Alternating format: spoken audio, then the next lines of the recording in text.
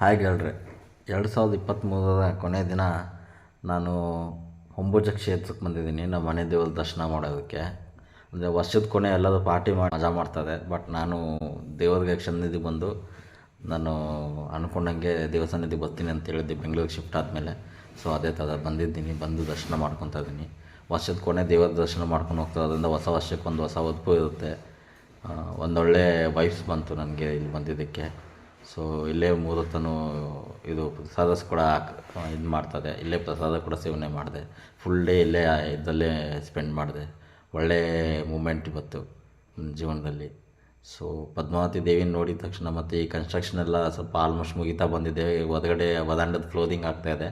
So ಆ flooring ಎಲ್ಲ ಆಯಿತು ಅಂದರೆ ಇನ್ನೂ ಚೆನ್ನಾಗಿ ಕಾಣುತ್ತೆ. ಮುಂದ್ಗಡೆ ಗೋಪುರ ಗೀಪುರ ಎಲ್ಲ ಚೆನ್ನಾಗಿ ಹೋದ ವರ್ಷನೇ ಇದು ಇನಾಗ್ರೇಷನ್ ಆಗಿದೆ. ಗೋಪುರ ಗೀಪುರ ಎಲ್ಲ ಚೆನ್ನಾಗಿ ಕಾಣ್ತಾ ಇದೆ ಈಗ ಹೊಂಬುಜ ಮಠ. ಇದೆಲ್ಲಿ ಬರುತ್ತೆ ಅಂದರೆ ಶಿವಮೊಗ್ಗ ಜಿಲ್ಲೆಯ ತೀರ್ಥಹಳ್ಳಿ ತಾಲೂಕಿನಲ್ಲಿ ಹುಂಚಾದಕಟ್ಟೆ ಹುಂಚ ಅಂತೇಳ್ಬಿಟ್ಟು ಊರಿದೆ. ಆ ಹುಂಚದಲ್ಲಿ ಹೊಂಬುಜ ಜೈನ ಮಠ ಇದೆ. ಸೊ ನಮ್ಮ ಜೈನದ ಯಾತ್ರಾರ್ಥಿಗಳು ಯಾವುದೇ ಇದ್ದನೋ ಅವ್ರಿಗೆ ಇದ್ರ ಬಗ್ಗೆ ಚೆನ್ನಾಗೇ ಗೊತ್ತಿದೆ. ಇದಕ್ಕೆ ಬೆಂಗಳೂರಿಂದ ಡೈರೆಕ್ಟಾಗಿ ಬಸ್ ಇದೆ, ಮತ್ತು ಟ್ರೈನಿಂದ ಬರೋದು ನೀವು ಸಾಗರಕ್ಕೆ ಬಂದುಬಿಟ್ಟು ತಾಳಗೊಪ್ಪ ಮೈಸೂರು ಟ್ರೈನ್ ಇದೆ ರಾತ್ರಿ 11:15ಕ್ಕೆ. ಆ ಟ್ರೈನಲ್ಲಿ ಬಂದು ಬರ್ಬೋದು. ಬಟ್ ಅದು ಭಾಳ ಬೆಳಿಗ್ಗೆ 6 ಮುಟ್ಟುತ್ತದು. ಅಲ್ಲಿಂದ ಸಾಗರದಿಂದ ಹೊಂಬುಜ ಬರೋದಕ್ಕೆ ಭಾಳ ಟೈಮ್ ಆಗೋಗುತ್ತೆ. ಅಷ್ಟೊತ್ತು ಪೂಜೆ ಎಲ್ಲ ಮುಗಿದೋಗಿ ಆದ್ದರಿಂದ ನಾನು ಹೇಳೋದು ಬಸ್ ಮುಖಾಂತರನೇ ಬನ್ನಿ ಇಲ್ಲಿಗೆ.